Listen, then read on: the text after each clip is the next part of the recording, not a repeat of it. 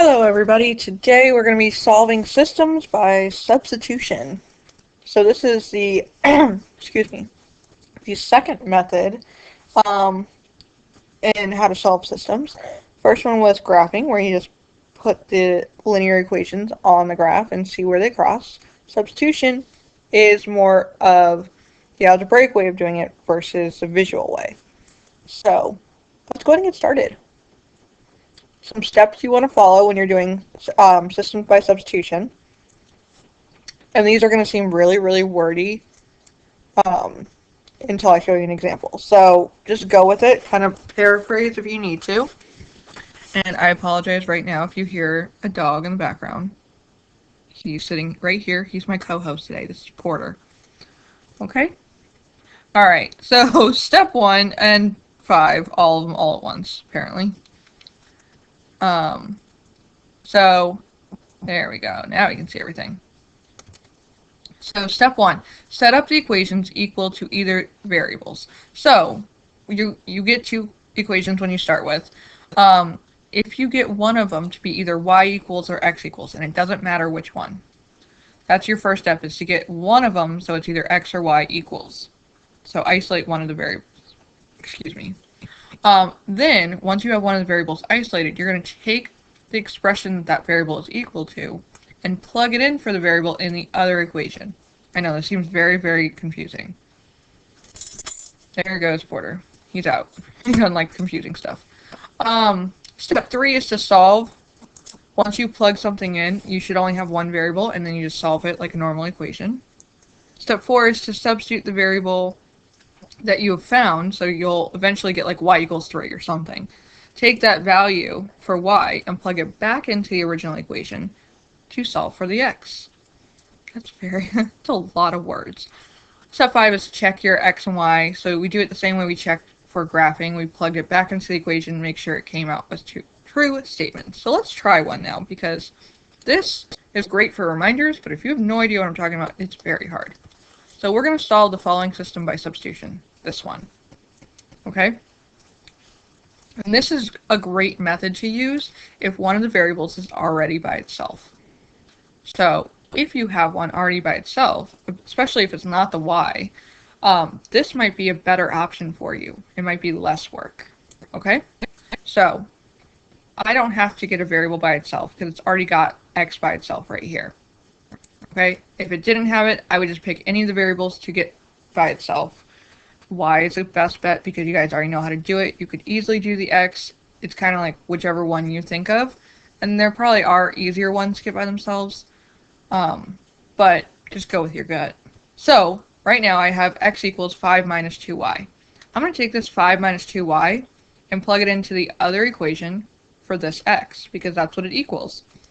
So now I have 3 times 5 minus 2y minus y equals 4.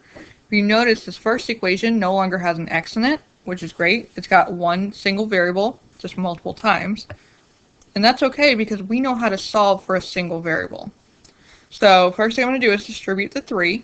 So I have 15 minus 6y minus y equals 4. Combine my like terms of the y, so negative 6 and negative 1 make negative 7y with the 15 out front. Then I'm going to solve for y. So first I'm going to add 15 to both sides. So now I have negative 7y equals negative 11. And then I'm going to divide both sides by negative 7. And the negatives actually cancel out. So I'm just left with 11 over y. Gee, that's okay, Port. I get 11 over y. Wow, 11 over 7 is equal to my y. Which is great, because now I have 1/2 of that ordered pair I need. I can take this value for y, which on your tests and quizzes and SOL, they won't be this nasty. It's just because when I made the example, I wasn't thinking about the answer. But because we're honors, we can do it. And because we also have access to graphing calculators, it's not that bad. We're going to take the 11/7 and plug it back into either y in the equation. I think the easier one is this one, just because it already equals x, so I just have to simplify. I don't have to move any variables. Okay? So plug it back in to the second equation. I get 5 minus 2 times 11 over 7. Do the multiplication first, you get 22 sevenths, and then you subtract that from 5, so you get 13 sevenths. So my solution, again, this is a nasty one, so you won't see these nasty ones very often, is 13 over 7, comma, 11 over 7.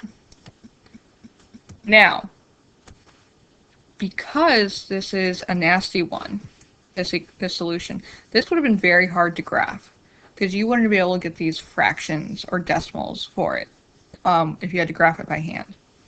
Okay? So that's why substitution is great.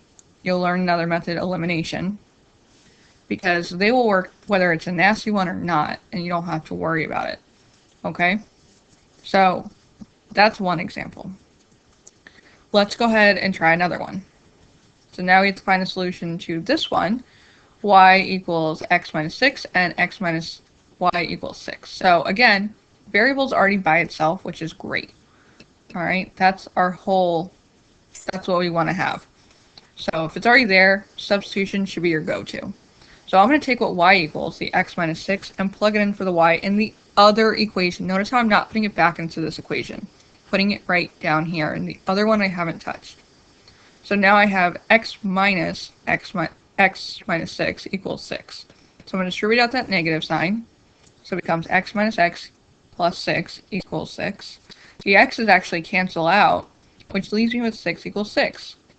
So variables are all gone, but I'm left with a true statement. Now, when the variables all cancel out and I'm left with something true, that means you have infinite solutions. Every ordered pair that works for one will work for the other one. So your answer is infinite solutions. Just like what's in the equation, if this happened when we were solving equations, it would mean infinite solutions as well. X can be anything. Okay? And even if you worked it out and somehow you had y's here, it's still all the y's would have canceled out as well, and it would have left you with a true statement. So, variable gone, true statement means infinite solutions. Okay? Last one, you might guess what it's going to look like. For this one, it's set up like we already got y's by itself, which is great. I could easily graph this one if I wanted to. Alright, but I'm not. I'm just going to go ahead and solve it like normal. So here on the top, y equals negative 4x plus 5. I'm going to take the negative 4x plus 5 and plug it in for this y down here. Or vice versa, it doesn't matter. So now you have negative 4x minus 9 equals negative 4x plus 5. I'm going to add 4x to both sides. All the x's end up canceling out, so I'm left with negative 9 equals 5. Now that is not true. So again, variables are gone, but this time we're left with a non-true statement, a false statement, there we go. So this actually means no solution. Okay? This gave us no solution. A shortcut way, so you didn't have to do the work, once we get better and we actually practice it and we understand how to do it, you guys can use the shortcut, is because it's already in slope-intercept form, you guys might have noticed they have the same slope. When they have the same slope, they're parallel lines. Parallel lines do not have any solutions for systems because they don't cross.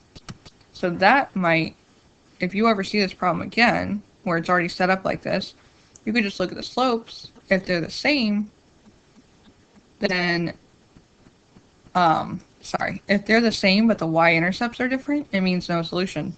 If they were exactly the same equations, that would be infinite solutions. Okay? Now you guys are going to try these two on your own. This one I did, so this first one is a little like one to ease you in. The second one, though, you will have to isolate one of these 4 variables. Here's my hint. Choose one that's a positive, that has a positive invisible 1 in front of it to get by itself. It's the least amount of work. Okay? Try these on your own, get an answer, and we will go over it next class. Okay? Hopefully, if you have any questions, please feel free to write them down. I want to answer your questions, but I just need questions to answer. Okay? Other than that, that's all I got for you on substitution. We'll do more practice in class. See you guys later. Bye.